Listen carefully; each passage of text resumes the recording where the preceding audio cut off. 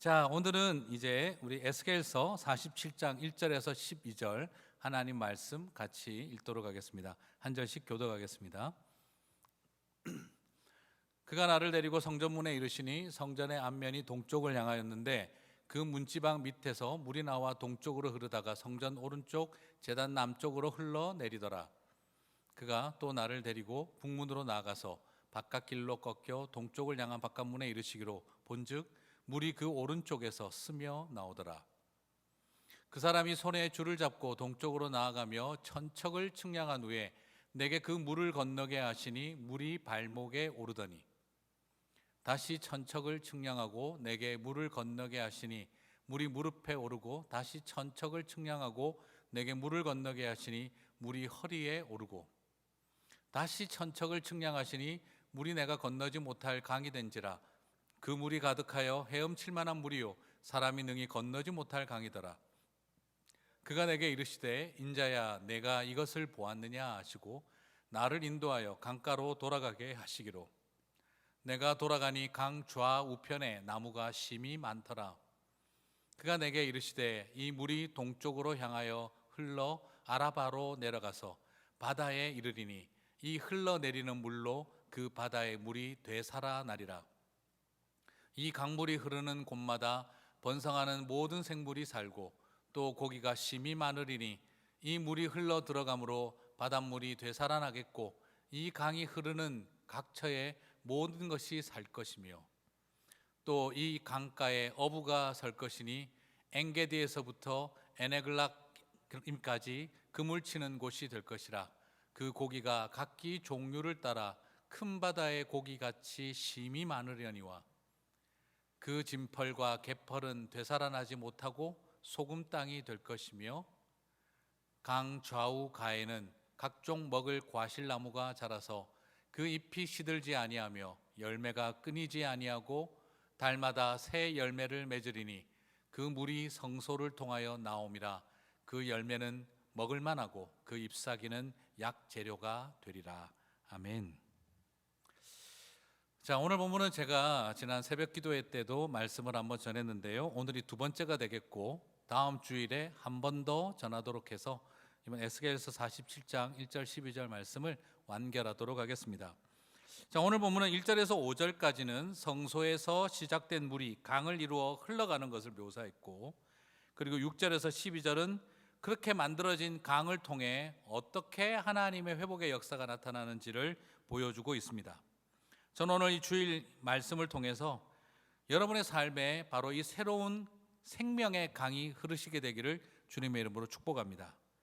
그리고 또한 그 강을 통해 하나님의 온전한 회복의 역사까지 이어지시게 되기를 주님의 이름으로 축복합니다. 자, 오늘 본문을 여러분 살펴보시면 물이 성소에서 동문으로 흘러나가는 것을 봅니다. 1절에서 보면은요, 전의 전면이 동을 향하였는데 그 문지방 밑에서 물이 나와서 동으로 흐르다가, 자, 오늘 물이 동쪽으로 흘렀다 하는 것을 여러 번에 걸쳐서 표현하고 있죠. 자, 동문을 향하고 있다 하는 것, 이건 굉장히 참 큰 의미가 있다고 저는 생각을 해봅니다. 여러분, 창세기에서 가인이 하나님을 떠나, 아브라함이 하나님을 떠날 때도 마찬가지고 에덴의 동쪽으로 가게 되고 가인은 또 더 동쪽으로 가게 되어지죠. 자, 동문을 향하고 있다는 것은 이래서 인상적입니다. 왜냐하면 동쪽이라고 하는 것, 에덴의 동쪽이라고 하는 것은 하나님을 떠난 백성들이 갔던 방향이었기 때문입니다. 그래서 성막을 만들 때 출입문은 의도적으로 동쪽을 향해 설치하도록 했습니다. 무엇을 의미하는 걸까요? 이 속에는 하나님의 마음과 하나님의 계획이 담겨 있는 것을 보게 됩니다. 동쪽은 하나님을 떠난 백성들이 머물렀던 곳, 하나님은 하나님을 떠난 백성들을 향하여 여전히 문을 열어놓고 계신다는 의미가 되는 거죠. 동문이 아무리 굳게 닫힌 것 같다 보인다 할지라도, 그리고 아무리 패역한 백성들이 하나님을 떠나 동쪽으로 갔다 할지라도 하나님의 은혜는, 생명의 물줄기는 그 동문 밑바닥으로 스며들어 그 땅을 향해 흘러가고 있다는 것을 보여주고 있습니다. 인류의 역사만큼이나 깊은 죄악의 역사, 아담이 떠나간 이후부터 하나님의 마음은 여전히 동쪽을 향해 흘러가고 있으며 완전히 나라가 망해버리고 다 빼앗겨버린 이스라엘이 돌아오는 그 시간에도 하나님은 다시 동문을 향해 생명의 물줄기를 흘려보내고 계신다는 것입니다. 오늘 이것이 저와 여러분에게 소망이 되는 줄 믿습니다. 생명의 강이 동문 문지방 아래로 지금도 흘러가고 있습니다. 에덴을 떠나버린 우리의 자녀들, 에덴을 떠나버린 우리의 많은 믿음의 사랑하는 사람들, 배우자들, 이제는 회복이 불가능한 것처럼 보여져서 과연 하나님의 은혜가 흘러갈까? 그 문은 완전히 닫힌 것이 아닌가라는 생각이 들 때도 있습니다. 여러분, 여기서 놀라운 게 무엇입니까? 회개하고 돌아오라가 아니라 하나님은 여전히 그쪽을 향해 문이 굳게 닫혔다 할지라도 그 문지방 밑으로 물을 흘려보내고 계신다는 것이죠. 오늘 이 언약의 말씀이 이루실 줄 믿습니다. 물론 이런 생각이 또 들 것 같아요. 말은 좋은데 현실적으로 과연 이런 일이 실현 가능한 일이겠나? 난 아무리 쳐다봐도 저 인간이 하나님의 말씀과 생명의 은혜 앞에, 아니 저 절망의 땅이, 저 죽음의 땅이 회복이 될 거라고 난 기대가 되지 않는다 하는 그런 우리의 절망적인 마음이 있습니다. 하지만 에스겔서는요, 시작은 작고 너무나 미약해 보일지 모르지만 하나님은 이것을 반드시 위대한 일로 이루어내신다는 걸 보여주고 있습니다. 여러분, 2절을 주의 깊게 보셔야 되는데요, 2절을 보시면 물이 그 편에서 스며 나오더라. 다시 한번 읽어볼까요? 같이. 물이 그 우편에서 스며 나오더라. 자, 여기서 스며 나오더라라고 되어 있는데요, 자, 사전을 찾아보면 이 단어의 사전적 의미는요, 똑똑 물방울이 떨어지다, 졸졸 흘러가다 하는 이 의성어적인 표현이 여기에 사여져 있습니다. 바로 물이 그 우편에서 똑똑 떨어지고 있더라. 물이 그 우편에서 졸졸 흘러가더라. 여러분, 시작은 뭐와 똑같다는 것입니까? 성전 문지방에서 물방울 하나 똑 떨어지는 것 같은 소리 하나가 하나님의 회복의 출발이더라는 것입니다. 겨우 문지방 옆에서는 똑똑 물방울 떨어지는 듯한 그 느낌에 불과했는데 3절을 보니 일천척을 측량한 후에 나로 그 물을 건너게 하시니 물이 발목에 오르더니, 성소에서 한 방울 두 방울 떨어지는 것 같은 그 물방울들이 약 450m 이상을 지나서 측량을 하니 발목까지 물이 잠기는 그 물방울의 역사가 흘러가는 물줄기로 변화되기 시작하더라는 겁니다. 4절과 5절을 보니 물이 무릎에 오르고 물이 허리에 오르고, 그리고 그 물이 강이 되어 넘쳐서 헤엄쳐도 능히 건너지 못할 강으로 창일하게 흘러가더라는 것을 보여주고 있습니다. 오늘 이것은 우리들에게 무엇을 보여주고 있습니까? 원어적인 느낌을 살려서 본다면 하나님은 성소에서 물방울 하나 둘 떨어뜨리는 일을 통해서 하나님은 그것이 물줄기가 되게 하고, 그리고 나중에 5절에 가서는 물이라고 표현하지 아니하고 waters라고 표현하지 아니하고 큰 강이 되었더라라고 묘사하고 있습니다.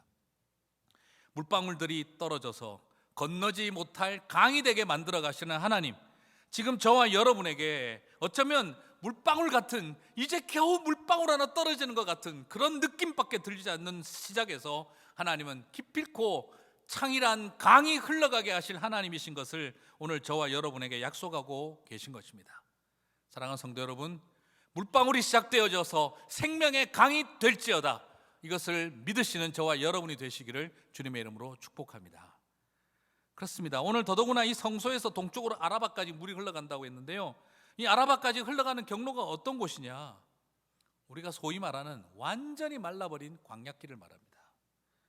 제가 이스라엘에 갔었을 때 예루살렘에서 사해로 한번 가보고 싶어가지고 그 길을 가봤는데요, 메마름 그 자체였습니다. 중간에 휴게실에서 내려서 화장실 잠시 다녀온다고 나오다가 제 바지에 물을 쏟았어요. 제 반바지가 바지가 물로 확 다 젖었습니다. 그런데 그 젖은 바지를 가지고 화장실까지 왔다 걸어갔다 하는데 20m 정도 왔다 갔다 했는데 차에 돌아오니까 다 말랐더라고요. 그만큼 메마른 땅입니다. 이런 광야에 물방울이 모여서 강을 이루다. 한마디로 이것은 절대 불가능한 일을 하나님은 가능으로 바꾸겠다는 약속을 보여주고 계신 것입니다. 지금 혹시 여러분 내 마음속에 이 말라 비틀어져 버린 것 같은 이 광야 땅에서 하나님은 물방울 하나 가지고 뭘 하실 수 있을까? 여기에 물방울 하나 떨어지기도 전에 말라버릴 것 같은 이 땅에서 뭘 할 수 있을까 싶은 생각이 듭니다. 바벨론 땅에 포로 생활하다가 겨우 포로 귀환하여 돌아올 그들에게 하나님은 이 물방울 환상을 통해 졸졸 흐를 그 실처럼 가는 물줄기를 통해서 하나님은 생명의 강을 약속하고 계신 것입니다. 때로는 여러분의 중보기도가 물방울처럼 느껴질 때가 있으시지요. 내가 흘리는 땀, 내가 흘리는 눈물은 그저 물방울 한두 방울에 불과한 것 아닐까. 정말 눈 한 번 맞추기도 힘든 아들과 딸, 정말 한번 전화 걸어서 5번, 10번 돌리면 한 번 통화하기 힘든 자녀들, 내가 흘리는 땀과 눈물로써 저 메말라버린 마음을 어떻게 바꿀 수가 있고 저기에 어떻게 다시 꽃이 피고 나무가 자라게 할 수 있을까? 아무런 희망이 보이지 않을 때가 있습니다. 한때 길을 알았는데, 한때 살아야 할 이유를 알았는데 이제는 그 이유가 과거 완료형이 되어버린 것 같은 사람들, 그 절망하는 사람들을 바라보면서 내가 흘리는 이 눈물 한 방울 두 방울이 과연 저 바짝 말라버린 영혼에게 어떻게 강이 될 수 있을까? 우리는 깊은 절망이 생깁니다. 그런 눈물 한두 방울 흘린다고 뭐가 달라질까? 하지만 사랑하는 성도 여러분, 오늘 에스겔 선지자를 통해 하나님은 약속하고 계십니다. 한두 방울 떨어지는 그 물방울을 통해 하나님은 생명의 강을 약속하고 계십니다. 성소에서 시작되어진 물방울을 통해 광야 땅에 정말 파도와 같은 생명의 강 물줄기가 그 아라바 광야를 거침없이 흘러갈 날이 오게 되실 줄 믿습니다. 성소로 나아가서 기도의 눈물을 쏟아놓는 저와 여러분이 되시기를 바랍니다. 그 눈물 한 방울이 모여 파도를 이룰 날이 오게 하실 줄 믿습니다. 그것이 오늘 우리에게 주시는 하나님의 소망인 줄 믿습니다. 에스겔을 통해 하나님은 물방울을 통해 사막의 생명의 강을 흐르게 하실 것을 보여주셨습니다. 하지만 하나님은 여기서 한 걸음 더 나가십니다. 이 흘러간 강만으로도 너무나 놀라울 텐데 하나님은 이 흘러간 강이 아라바 광야를 지나 엔게디 폭포를 뛰어넘어 죽음의 바다 사해를 다시 소성시키겠다고 약속하고 계십니다. 그래서 그 죽음 바다 데드시를, 사해 바다를 생명의 바다가 되게 소성시키겠다라고 하십니다. 8절을 같이 한번 읽어볼까요? 그가 내게 이르시되 이 물이 동방으로 향하여 흘러 아라바로 내려가서 바다에 이르려니 더 이 흘러내리는 물로 그 바다의 물이 소성함을 얻을지라. 자, 이 바다는 사해바다인데요, 이 사해바다가 소성함을 얻을지라 라고 하고 있는데, 이 소성함을 얻는다는 단어를 주의 깊게 보셔야 됩니다. 영어로 보시게 되면 healed라고 되어 있습니다. 치유바다라고 되어 있습니다. 우리가 알고 있는 이 히브리어 단어는 여기에서 라파, 오늘 우리 장로님 기도하실 때도 여호와 라파의 하나님을 말씀하셨는데요, 기도하셨는데요, 바로 그것입니다. 여호와 라파, 치유하시는 하나님. 우리가 쓸 때 치유하시는 하나님이라고 쓸 때에서 라파라는 표현입니다. 죽음의 바다가 라파의 역사 앞에, 바로 치유의 역사 앞에 살아나게 된다는 것입니다. 여러분, 사해바다는 뭘 상징하는 겁니까? 소성 불가능을 가장 눈으로 보게 만들어진 샘플입니다. 여러분 혹시 바닷물 먹어보셨나요? 네. 스스로 바닷물을 떠드시지는 않겠지만 맥주병이 되시면 그냥 막 삼키시죠. 저처럼 부산 바닷가에서 커온 사람들도 바닷물은 쉽지 않습니다. 그래서 바닷가에서 수영하는 사람들은요, 이렇게 수영을 할 줄 잘 몰라요. 처음에는 바닷가에서 수영하는 사람들은 다리는 깨구리 헤엄을 하고 앞에는 자유형을 합니다. 그게 왜 그러냐면 파도에 물 안 먹으려고 다리는 깨구리 헤엄을 치는 거죠. 수영장 가서 하면은 참으로 우스꽝스러운 모습이죠. 그만큼 바닷물 먹는 게 힘듭니다. 바닷물 한번 먹어버리면 어떻게 되는 줄 아세요? 조금만 몇 번만 먹고 나면 속이 다 뒤집어집니다. 견디지 못할 만큼, 밖에 나와서 토할 만큼 힘듭니다. 짜다기보다는 거의 쓰다 싶을 만큼 고통스럽습니다. 그런데 요즘 바닷물을 담수로 만드는 일로 엄청난 프로젝트를 하고 있는데 이것도 쉽지 않잖아요. 그런데 이 바닷물 염도가 여러분 몇 퍼센트냐? 새벽기도에 들으신 분들은 아시겠습니다만 3.5%입니다. 바닷물의 염도가 3.5%인데 사해의 염도는 34.2%로 나옵니다. 말 그대로 물이 10리터가 있으면 3.5g이 소금이라는 겁니다. 그리고 이것은 작은 연못 수준이 아니라 세로 55마일, 가로 18마일, 16마일이 되고 수심이 가장 깊은 곳은 350m, 축구 경기장 3배가 넘습니다. 엄청난 크기의 죽은 바다가 있습니다. 이 바다가 호수가 될 수 있을까요? 아라바 광야에 생명의 강을 흐르게 하는 것도 엄청난 일이지만 그러나 그 흘러온 강이 엔게디 폭포를 넘어 사해바다로 휩쓸려 들어가면서 그 바다가 염도 35% 가까이 되는 그 바다가 생명의 바다로 바뀐다는 것은요, 이것은 절대 회복되지 못한다라고 하는 상징을 하나님은 다시 소성시키겠다라고 우리들에게 언약의 징표로 보여주고 있는 것입니다. 다시 말씀드리면 사단이 끊임없이 내 마음속에 들어와서 속삭이는 정도가 아니라 웅변하듯이 외치는, 죄는 절대 회복되지 않는다, 저 사람은 절대 다시 돌아갈 수 없다, 너는 다시는 옛날처럼 못 산다 하는 그 절망의 메시지를 우리들에게 던지고 있을 때 하나님은 그 사해바다를 향해 말씀하신 것입니다. 내가 다시 살린다 하는 것입니다. 살려만 주셔도 기적인데 주님은 한 걸음 더 나가십니다. 12절을 읽어볼까요? 강 좌우 가에는 각종 먹을 실과가 자라서 그 잎이 시들지 아니하며 실과가 끊치지 아니하고 달마다 새 실과를 맺으리니 그 물이 성소로 말미암아 나옴이라. 그 실과는 먹을만하고 그 잎사귀는 약재료가 되리라. 하나님은 그 죽음의 바다가 살아나서 그저 살아나는 것만으로서가 아니라 이제 그 옆에서 자라나는 나무들이 잎사귀가 약재료가 되는 치유의 통로가 되게 하실 것까지 약속하고 있습니다. 교회라도 다니게 되면 참 좋겠다 싶었는데 교회를 다니는 정도가 아니라 교회를 세우는 목사가 되고 선교사가 되게 하시겠다라는 말과 같습니다. 저게 사람 되겠나 싶었는데 저게 선교사 되더라 하는 말과 같은 말입니다. 그러므로 하나님은 약속하시고 반드시 회복하시는 하나님이신 줄 믿습니다. 사단이 뭐라고 하고 내 경험이 꿈도 꾸지 말라고 우리를 향해 말한다 할지라도 하나님은 이 사해바다를 향해 치유하신다, 소성케 하겠다, 내가 여호와 라파의 하나님이다 라고 말씀하고 계신 것입니다. 하지만 10절을 보신 분들의 마음에는 이런 생각도 있을 겁니다. 11절을 보면 하나님이 다 소성케 못하던데, 그죠? 볼까요? 11절 어떻게 나와 있습니까? 그 진펄과 개펄은 소성되지 못하고 소금 땅이 될 것이며.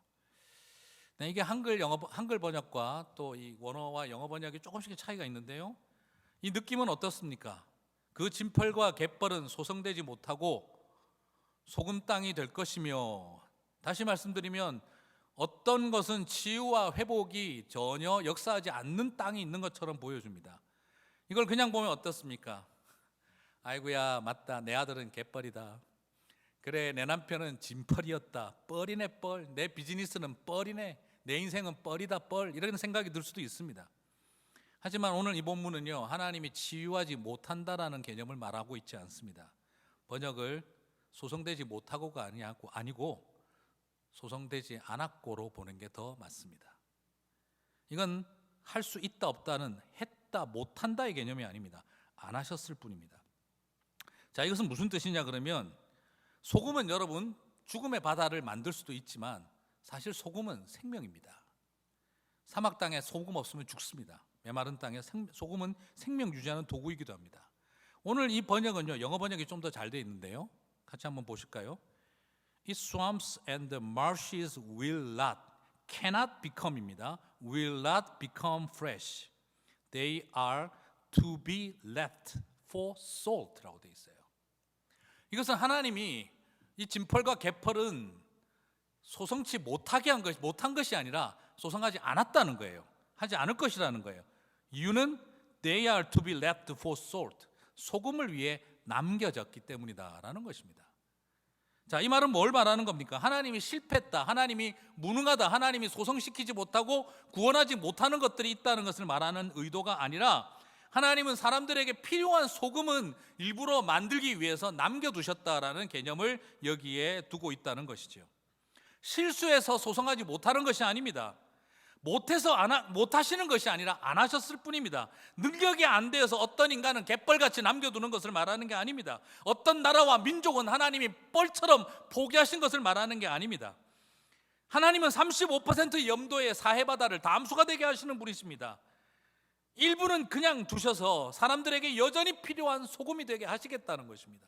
이 모든 것이 하나님의 구원을 이루는, 하나님의 참 균형 잡힌 하나님의 구원의 은혜를 우리들에게 보여주고 있다는 것이죠.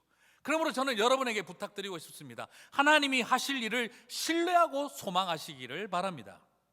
말씀을 정리하겠습니다. 이 모든 것이 가능한 이유가 무엇 때문이겠습니까? 12절은 그 이유를 다시 마지막에 밝히고 있습니다. 같이 읽어볼까요? 그 물이 성소로 말미암아 나옵니다. 그 물이 성소로 말미암아 나옵니다. 죽음의 바다가 치유되는 이유, 물고기가 넘치고 나무가 자라 과일이 달리고 그 잎사귀가 약재료가 되는 이유는 딱 하나입니다. 그 물이 성소로 말미암아 나옴이기 때문입니다. 사랑하는 성도 여러분, 성소에서 여러분의 눈물이 시작되시기를 주님의 이름으로 축복합니다. 망해버린 나라도 어떻습니까? 망해버린 나라 바벨론에서 다시 성소를 재건하는 환상을 가슴에 품었습니다.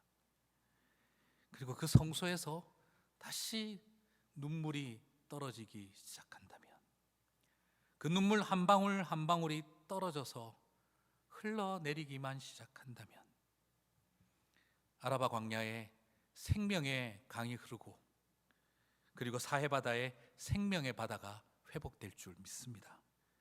여러분의 무너진 성전이 어디 있습니까? 여러분의 불타버린 성전이 있으십니까? 눈물이 메말라버린 성소에서 다시 눈물이 시작되시기를 주님의 이름으로 축복합니다. 여러분의 가정에서 하나님의 눈물이 떨어지게 하십시오. 여러분의 아들 머리맡에서 눈물을 떨어뜨리십시오. 절망하고 무너져버린 여러분의 사랑하는 사람 그 발치에 앉아 기도의 눈물을 떨어뜨리십시오. 주님이 여러분의 눈물방울이 떨어지는 소리를 듣게 하십시오. 그리고 여러분을 향해 주님의 눈물이 떨어지는 소리를 들으시기를 바랍니다. 나 이제 눈물 떨어뜨리러 간다. 나 이제 물방울 떨어지는 소리를 들으러 간다. 그 눈물이 떨어진 곳에서 강이 흐를 것입니다. 그 눈물이 떨어져서 죽음의 바다가 생명의 바다로 치유될 줄 믿습니다. 어렵고 힘든 때 소망은 눈물 같은 물방울 소리를 듣는 것에서 시작됩니다. 여러분, 파도치는 강물과 바닷소리가 들리지 않아도 괜찮습니다. 그저 내 마음과 영혼에 한 방울의 물방울 떨어지는 소리만 들으십시오. 그 떨어지는 물방울 소리와 함께 강줄기가 휘몰아치며 파도가 일기 시작할 것입니다. 바다의 어부들의 힘찬 만선의 노랫소리가 들려올 것입니다. 에스겔의 환상이 여러분의 환상이 되시기를 주님의 이름으로 축복합니다. 우리 같이 시간 다 함께 한번 기도했으면 좋겠습니다.